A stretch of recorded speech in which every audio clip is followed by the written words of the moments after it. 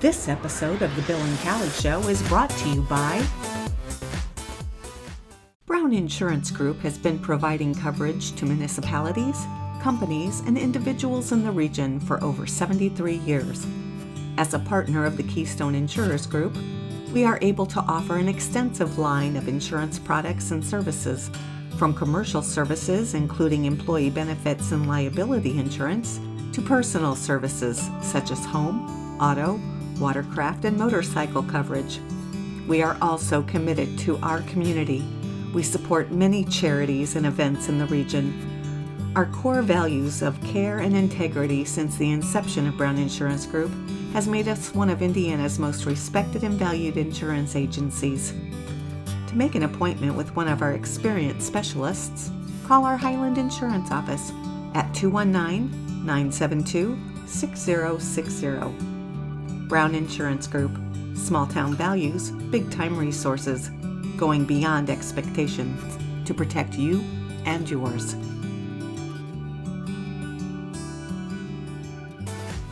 The Bill and Kelly Show is recorded at Studio A at Executive Suite Squared in beautiful Hammond, Indiana. Now, here's Bill and Kelly. Hi, everybody. Welcome to our show. Today, I am so excited and happy to introduce this beautiful young woman right here who not only is kind of, CEO, would you say? Yeah, technically the title is the CEO of Katie's Kampaign, which we're here to talk about today, which is an amazing organization and very, very dear and close to my heart. And this woman is also very, very dear and close to my heart because not only is she the CEO, but she is also my beautiful cousin. Yes. And so we are here today to talk about Katie's Kampaign. And Tal, thank you so much for being here. Tal Collins, who's the CEO. Yes. And soon to be mom of my new little cousin who's coming soon. Your adjustable height table hides that. Yeah, it's kind of hiding. Are you okay? I mean, you're Yeah, I'm good. All right. She's good.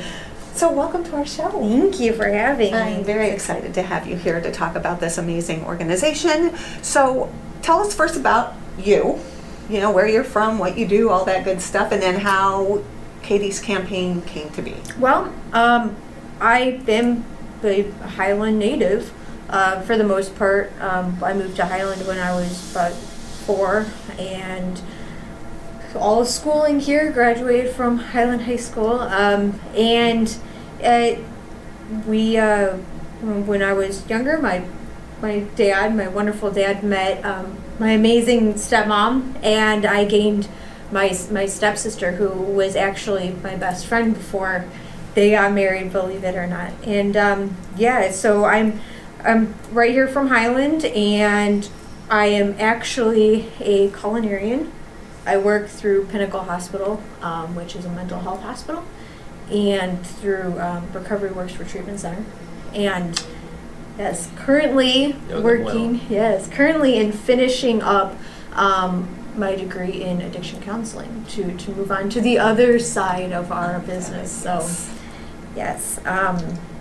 But yeah, I'm slowly modifying everything to fit together into what you really have a passion for. Yeah, into something that was an undiscovered passion. Yes. So this beautiful stepsister that you gained, my beautiful cousin, Katie. Yes. And your stepsister, Katie, is the reason that Katie's Kampaign was started. Mm-hmm. So let's talk about how that all came to be.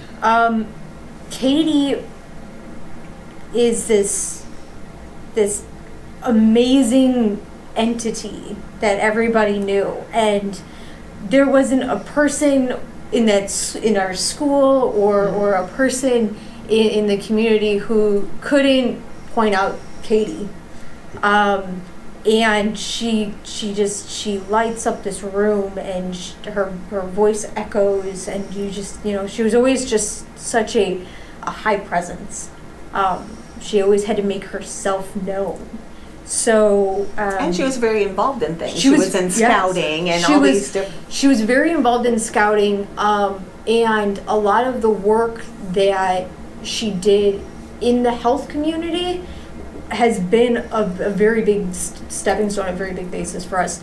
Back in her junior, senior year of high school, Katie did her Gold Award project for Girl Scouts, and she put on a women's wellness expo. And this was years in the making of getting people together and showing people the resources that they need for women's health and all these different, things that affect our body and the illnesses and the cancers that kind of go with it.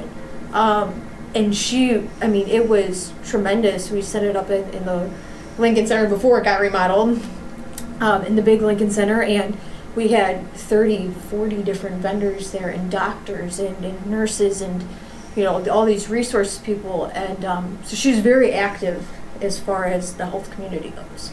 She she took quite a big passion in trying to do more for others than she could do for herself. Right. So we take that mentality that she had, and we apply that to Katie's campaign a lot.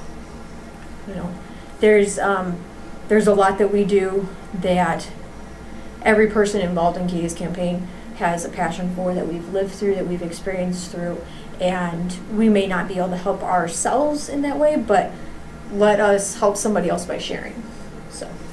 So when Katie was younger, she was diagnosed with a form of mental illness. Yeah, when Katie was younger, they bounced between ADHD, ADD, OCD, all those different acronyms. And in the 90s, it was really popular. That was really common.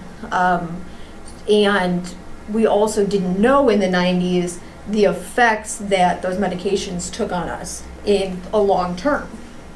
So she was diagnosed around 6 or 7, and they started on medication right away to help maintain it, and she was on it for such a long period of time, almost her whole life. She had these altering these altering medications for it, and as she got older, the diagnosis just kept coming in. Borderline personality disorder, PTSD, a lot of social disorders as well. So it just it did keep piling up as she got older. Unfortunately, there's so much in the mental health world that we just don't understand yet. Right.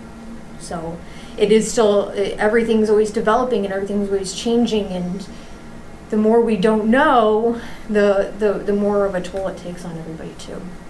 So hopefully what we strive to do is kind of shed light on what these new diagnoses are, and here are the symptoms, and here's how to kind of react and cope. We like to try and focus a little bit more holistically and not medically, because like my and Katie's younger brother, James, was diagnosed with autism. And he does take some medication for it, but for the most part, there's a lot of things that you can do to just kind of cope and manage and work with them on a holistic level instead of having to medicate always right off the bat. So then taking all these medications and everything for Katie ended up with her becoming sadly addicted to a lot of medications and things, trying to find ways to cope with what she was going through. Katie had a lot of mind-altering medications growing up, and unfortunately, one of her strongest illnesses was an eating disorder that she developed as a teenager, and it consumed her life. And then when she couldn't get her medications because of insurance restrictions or dosage restrictions or whatever the case may have been, she did resort to whatever substance to help, and it did result in a lot of addiction, something that we fought with for many years. And then sadly in June of 2016, she had a relapse and we lost her to an overdose.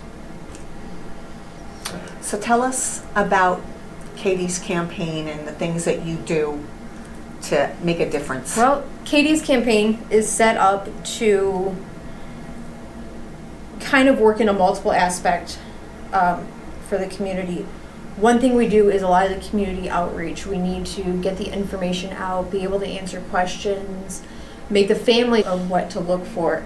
Another aspect that we do is the community outreach among the mental health industry. If you need help, you need somebody to talk to, you need a vet, you need to find a sponsor, you need to find meetings or centers, we help provide you with that. Because no matter where you're at, there's something out there. Mm-hmm. And sometimes finding that information is not as easy as it should be. Right. And then the third aspect, currently we are working with a facility in Lamont, Illinois, called Timberland Knolls, and it is a women's recovery center. And they deal with mental illness across the board. This is PTSD, this is borderline personality disorders, the eating disorders, addictions. They deal with it across the board. And it was a place that was very dear to Katie. She worked well with the alumni there. She talked so highly of them, and so we work closely with them as well to provide them with any means that we can to make intake cheaper. You know, that unfortunately recovery centers are rather expensive. Yes, they are. And one thing that does scare people away is I can't afford it. Right. And a lot of them are not paid fully by insurance. They only pay for a portion of it. Right. And actually less than what a stay would be in a hospital. And when another aspect too that we found out as we were working more with these centers and these communities is there's a financial burden for the stay itself, but it also doesn't necessarily cover the financial burden of cost of medications, of the essentials that they need while they're in there still. So what we do is try and help provide their basics that they need. What can we do to help you cut down on your budget to make things a little cheaper for them? How many times do you need your literature donated, or basic healthcare needs? And we have future goals to be able to expand with that.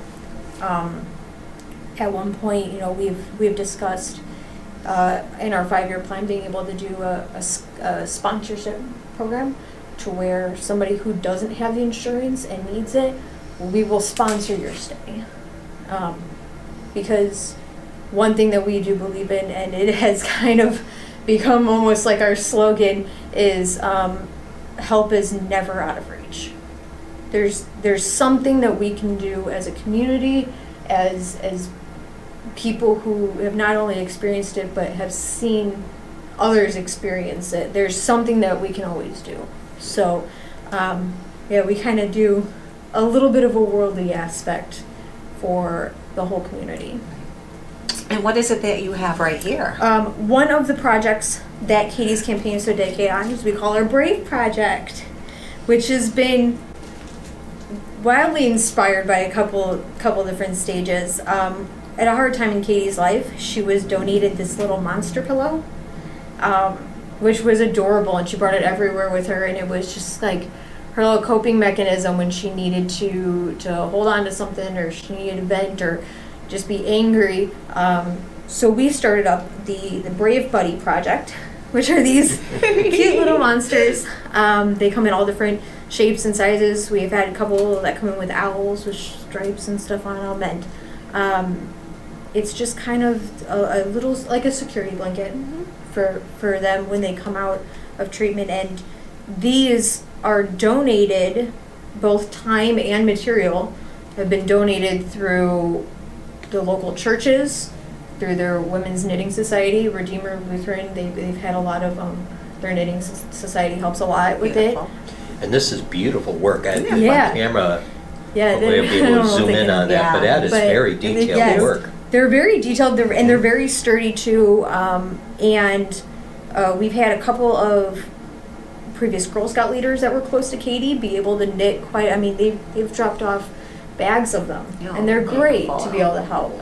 So that's been a really big project, and we are always taking donations for them at any time, and it's also. So yarn donations and things like anything. We'll take the yarn donations and disperse them. The pillow fluffing on the inside we'll take as donations, or even if people are sitting at home watching TV and they decide they want to knit a couple of funky colored things, pillow buddies, and we take the donations of the buddies as whole as well. Perfect. And then another aspect to the Brave project is what we started as the Brave bags. We started these last year, and they're all handmade by my VP, my stepmom Kelly. They're all handmade bags that Bravo she, bag. yeah, Brave. the Brave. Oh, Brave. Yeah. That looks Bravo. like Bravo from the She embroiders all of Wow. them to herself, and we've gotten so many donations. So inside these bags we have things that help with the depression and the anxiety when they leave treatments, Which is so important. which is so important because you get very adapted to life in this treatment facility of a regular schedule and people to lean on and counselors to talk to. And that's one of the things we've learned from working with different addiction organizations and things is also, you're hanging out with a certain type of people who feed into your addiction. Right. Those are the people you're hanging out with, and then you decide you're going to go get help. So you go get the help. Yeah. You're surrounded by all this help, and then you leave. You're going right back. And Right. who do you You go go back back to? to, yeah. Right. Is the Yeah. people you've always known, and they're Right. going to pull you right back into that lifestyle, and that's why it's so important to find new ways to Yeah, it's continue. It's very important when establishing your recovery basis is who is going to support me in this? Who do I have to come home to? And that is one thing that I really like about some of the local treatment facilities that we have here is that they do family therapy sessions. You can bring in friends to those therapy sessions. These are things where you can sit down and say, this is what I need when I come home. Right. And it is very difficult to resist reaching out to the people who you've had such a Exactly. life-changing experience with. Right. And it really is. It's very hard to cut them out of your lives when you get back.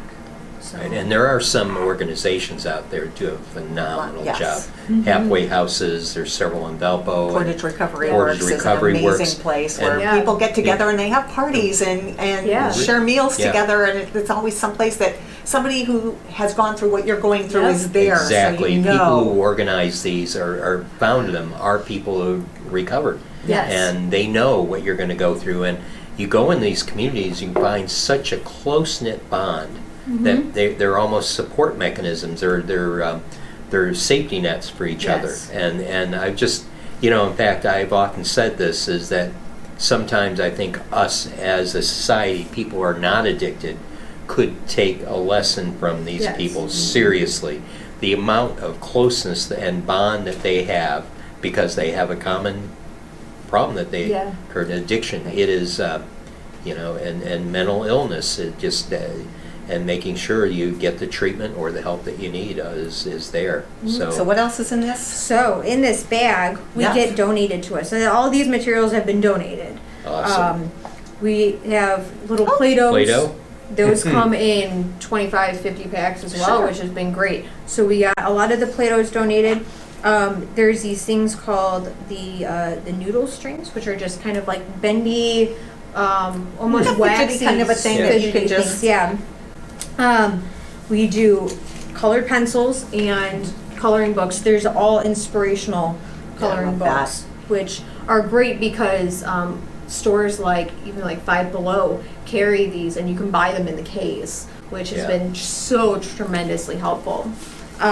As far as therapy, I've known. First time I saw this, and I didn't realize it was very therapeutic, or coloring in a coloring book, and I'm like, I was looking for a daughter, and no, she was coloring it, and she said it It is, it's very amazingly therapeutic. Yeah. For someone who's and she had an anxiety disorder, Yeah. so that helped her. One thing that I've noticed is that a lot of the adult coloring books have been very helpful with new parents as well, the separation, as the anxiety that builds up, the depression of having to just stay home and not being able to go out.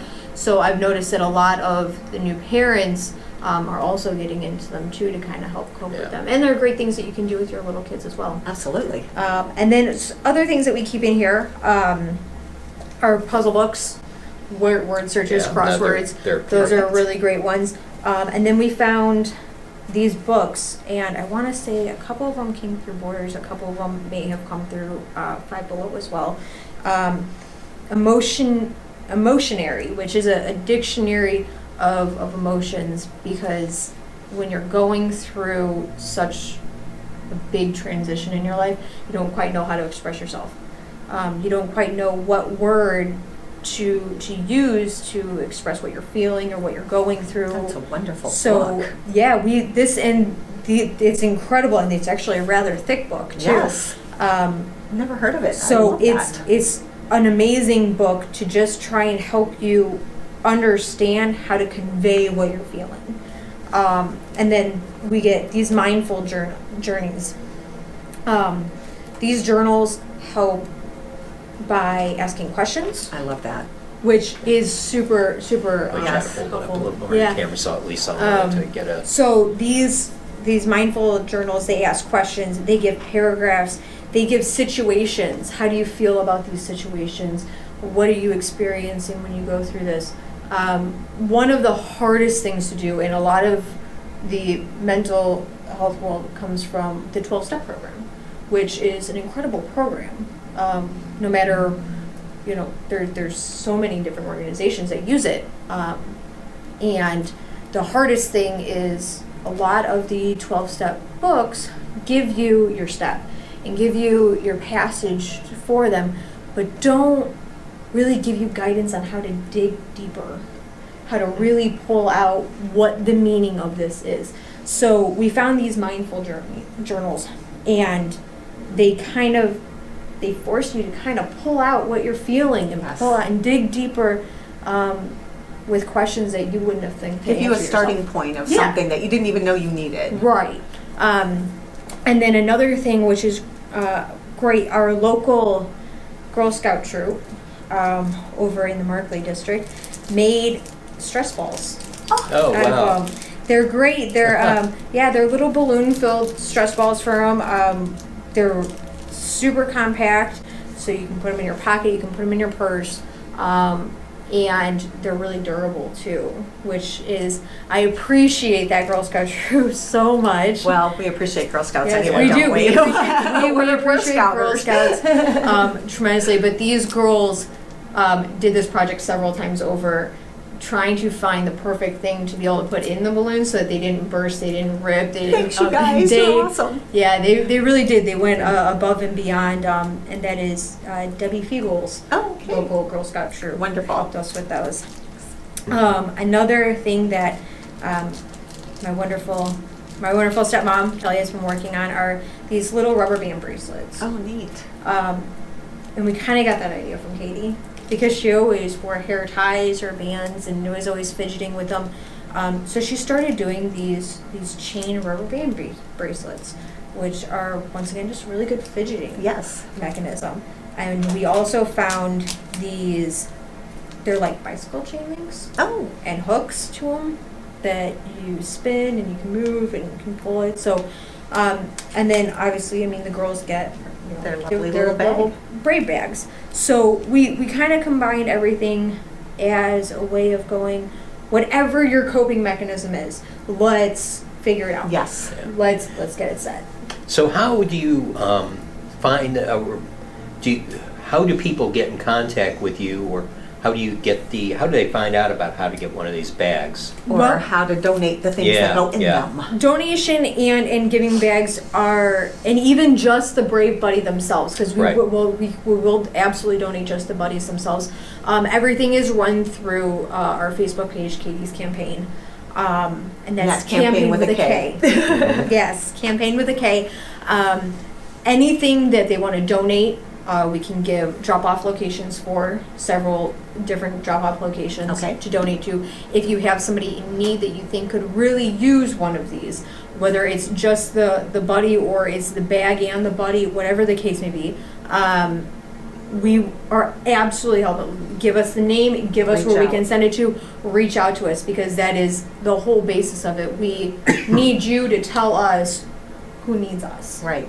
And they can contact you to get information about these different places that are available and where they can go for help in different... Yeah, and we also do a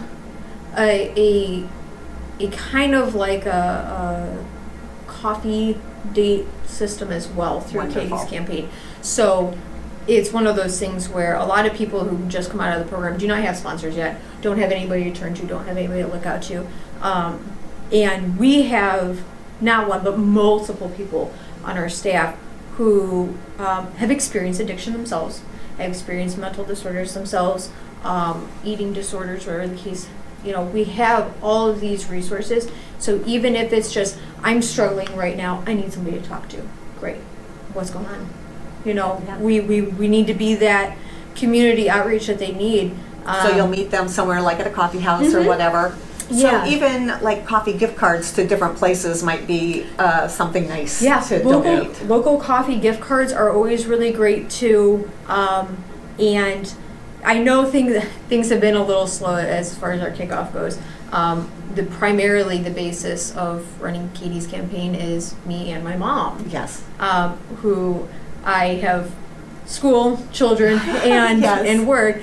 And my mom travels a lot for work. Yes, she does. She does.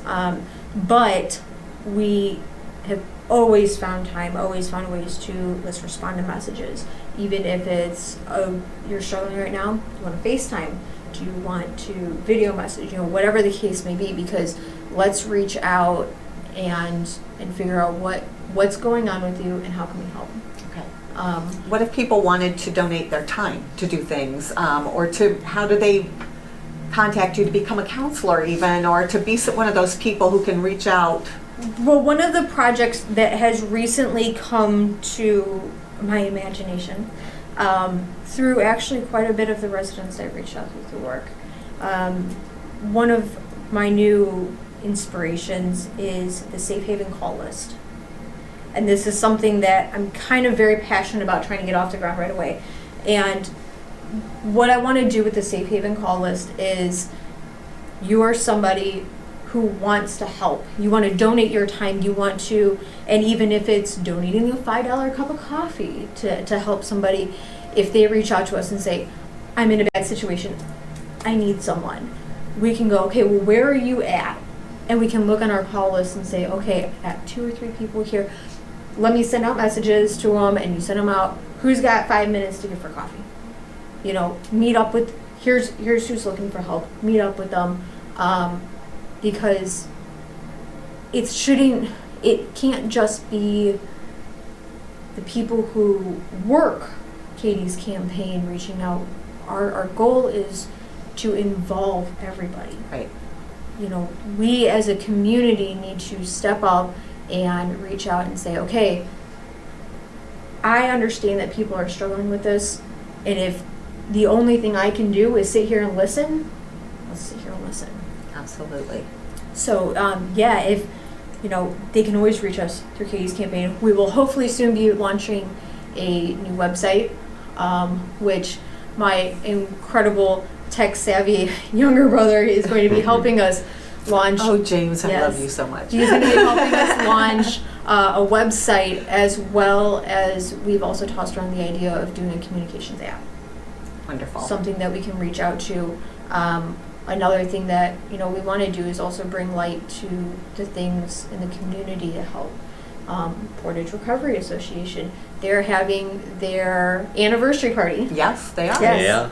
Their anniversary party is coming up soon, and one thing that I love about the Portage Recovery Association is everybody is welcome.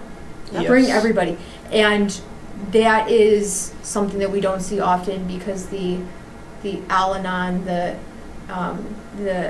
A-Anon, those are the family-based ones. These are the organizations that say, I have somebody who is struggling with this and I'm struggling to help them. And we need to know, who needs help. Yeah. And boy, I tell you, once you get associated with Portage Recovery Association, you are family. Yeah. It They're is. wonderful. Yeah, it's absolutely amazing. In fact, somehow, some way, we'd like to get you guys connected other than you know each other, then maybe come on our show together and talk about the things, and wonderful things you can do and together. one of the things too is I look for the community who reaches out a little bit more. Originally, when people look at the Portage Recovery Association, they're focusing on, this is alcoholism. And so no, they focus on a lot more. They do AA meetings, NA meetings, OA, the Overeaters Anonymous meetings, which if you look through all of the other eating disorder websites and stuff to find out range, Indiana is not covered on their meetings. It's not. And there's so very, very few treatment, not necessarily treatment like residential facilities, but therapy that deal with it. So the fact that they cover those meetings as well is outstanding for the community. So I try and connect with as many of those communities that reach out to multiple aspects. Yeah. Perfect.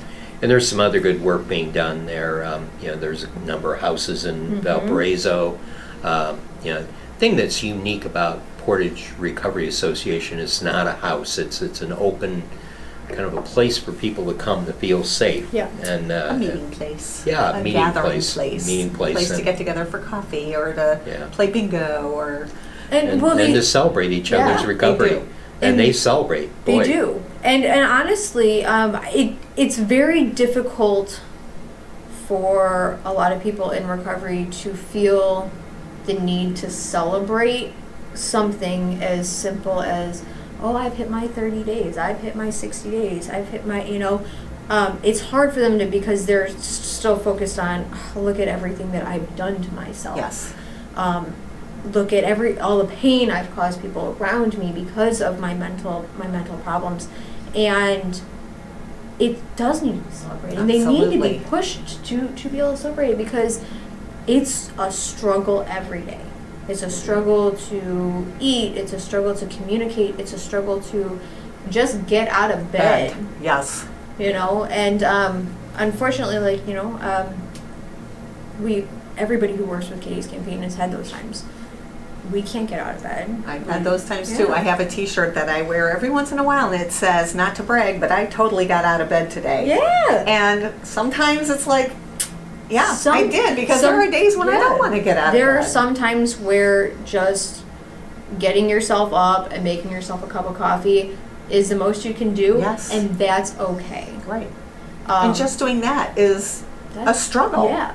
And some people don't understand how that can be a struggle, It but is. it can be. Everything from crippling anxiety, PTSD, depression, dissociative disorders, doing something that from a lot of people seems so basic, so benign. So a question I have Yeah. is there a specific time? Is this like after they're done with the recovery would be an appropriate time for them to get the bag? A lot of the time, it based on the facility that they're at. Okay. A lot of them have a lot of strict rules about what they're allowed to have in there and what they can take out. Things like the books, the colored pencils, those are things that they can have with them. So we can even do individual bundles and donate those. But the bags themselves, strings, little buttons, things like that, those are things that they can take afterwards.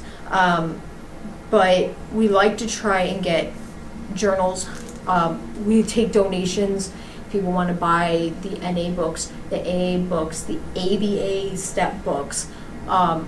They need those too. So the book-wise, colored pencils, crayons, things like that, we can donate. They can have in the facility. So you can get these ahead of time. Right. And then after. These are things to take with them when they go home. Right. So this they get when facility. This is something that they, after they're discharged, and it gives them comfort Yeah. Knowing that they don't have that support mechanism any longer. And it's very hard. A lot of people do make connections though when they're in treatment of who did I connect with when I was in here, who can I still reach out to. But unfortunately, a lot of staff members, the counselors, they cycle through people. Mm-hmm. You don't have that same person to talk to. Right. Yeah, boy, this is great work. It really is. Great supportive work. And we'll make sure that too. we put up all the information about how to get in touch with Yes. the people at Katie's Campaign and how to reach out. places. Katie's Campaign also has a financial donation site through all right, good. through Square Up. And do you have any events, like fundraising events? We are in the process of making a 2020 to 2021 fundraising event calendar. We got a little bit of time that's going to be coming up on our hands. It's mainly trying to find some ideas. So if people have fundraising ideas that they want to do, are welcome to shoot them over. We did a canvas paint night one night, and Which I couldn't make, and I was so sad. yes, but we actually raised a couple $1,000s. Which is great. Which is great because all of it goes to being able to support the projects that we do, as well as being able to buy, items that they need for the facilities. Timberland Knowles does a lot of art therapy with their girls, and they will message me and say, "Hey, we need canvases. We need styrofoam dummies. We need things that, and that's what that goes to." Great. So we do have a financial site set up through Squared Up, which is actually linked to our Facebook page. Okay. It's posted right there at the top, so if you want to donate. Making a whole bag, putting a whole bag together is about $25. So right now we have 45 bags Wow. in the process, which are almost ready to be sent to the center as soon as Mom gets the time to finish her sewing. But it does take about $25 to do a bag. And the buddies themselves, like I said, are 100% donated. Time, Which is materials, beautiful. and everything are 100% donated. So you have a Facebook page, web page is in process. Yes, that is And in process. so in the meantime, a quick way, is there an email that they can Katie's Campaign at gmail.com All right. is a great way to email us. Great. Or message through the Facebook page. Right. Message through or the whatever. Message through the page. Facebook page. Right. A lot of the work that we get done and a lot of the donations that we get are graciously donated through Tri-Kappa. Oh, beautiful. Tri-Kappa has been a huge supporter of ours, and Yeah, they do some great. they good do work. some great community outreach. Yeah, so if you're a grandma, then those grandkids maybe don't wear those little booties you used to make. This Yeah. Yeah. Yeah, this now is a it's way time to to start keep making your these. keep your Absolutely. knitting or what is crocheting that? all Crocheting, together. loop or Absolutely. whatever. Also, like a lot of the old toys that they have too. A couple of different Lego blocks put together in a bag are also something that Therapeutic, yeah, just therapeutic to putting be able them to take them together. apart. Is there a list of things that on your Like a donation Facebook page? list of things that you're looking for? Yeah, when we originally launched the Brave Bag project, we did have a basic list of things that we were looking for. Obviously, we also take suggestions too. Oh, Yeah. People who sit there and say, "This is what happens when this is what I do when my anxiety gets high." Yeah. Fantastic. Let's Yeah. do more of that. Because the Perfect. more we can put in this bag, the more that we can send people back out into the world with, the easier things get for them. Yes. So, yeah, we do have a Beautiful. basic list, and we'll be reposting as well, relaunching the donation for the Brave Buddy, and then as well as relaunching the project ads for the Brave Bags themselves. Perfect. Well, this is great work. Boy, It we is. love to see stuff I'm- like this. It's I'm so glad that Katie's legacy continues on doing good things in her name Oh, yeah. Yeah. and the people who loved her. One working of the hard. great things that we have is a lot of the people that she touched from across the country. I mean, I've had people from Florida to California to some Canadians even reach out to me and say, "Hey, I met Katie, Wow. and I." Well, what And you I- described, she was one she's- vibrant person. She was. Yeah. And and that's something people just don't realize. You you can be the most vibrant, outgoing person, but yet have struggles that you have to I deal mean, you look with. at Robin Williams. Oh my Yeah. gosh! You know, crazy fun guy all the time. One but thing that inside- we are working towards is breaking that stigma. Addicts are not bad people. People with mental disorders are not damaged. They're not. They're people themselves with struggles. And you know, as I was talking to a counselor, he put it this way. He said that he's been a counselor for 30 years. The amount of time he has to spend with people now, the amount of people that he is taking in now has drastically and exponentially increased over his career. So it's no longer this anomaly. Right. It is almost something that is a thread throughout the human existence. That that's always been there, but it's just that people talk about it more readily now and are more accepting and now. my counselor, but there's still a lot of way to go. He did say everyone has some form of mental illness in one shape or form. It's just that now he used adolescence as an example. An average adolescent he'd work with a month and a half before he felt comfortable with saying, okay, I've given this person the working blocks to work with. Now it's almost a year because it's more complex, the things that they have to deal with on the outside. It's our society, what they have to deal with. Changed. Technology is now causing more of a problem for people who have anxiety disorders. It is not an easy world, and it's causing stress to be put on all of us. Well, one thing that keeps coming up is the addiction epidemic out there. Unfortunately, though, it's not new. It's not. It's just newly talked about. But you know what? That's what we're here to do. We're here to shed those light on those dark times, to realize that you're not alone. This has been going on for decades. Yes. For decades. Unfortunately, though, because of the change in circumstances, the change in the way that the outside world is reaching these people, we are losing a whole generation. Yes. Yeah, we are. We are. It is a shame. The visual is they have a wall that you probably saw at Portage Recovery Association, that every time we go in there, it just breaks our heart. Yeah. Absolutely. Hey, my sister's on there. Yeah. Yeah, we Absolutely got our breaks. own family name on there. And I could think of some people I knew that could have been up there easily. Yes. But listen, we really appreciate you coming and sharing this. I appreciate it so much. This is wonderful, wonderful work that you're doing. Anything that could provide a person a glimmer of hope, something that they can, just Hold get on that to. frustration, Yes. or Something to hold on something to. that gives them a connection. It's good. Yes. It's great. So thank you for doing Thank this. you. And No, I thank love you. I love you too. And with that, we better say goodbye. Yes, we should. We'll say goodbye for now. Bye, Yes. everybody. This episode of The Bill and Callie Show is brought to you by Brown Insurance Group has been providing coverage to municipalities, companies, and individuals in the region for over 73 years.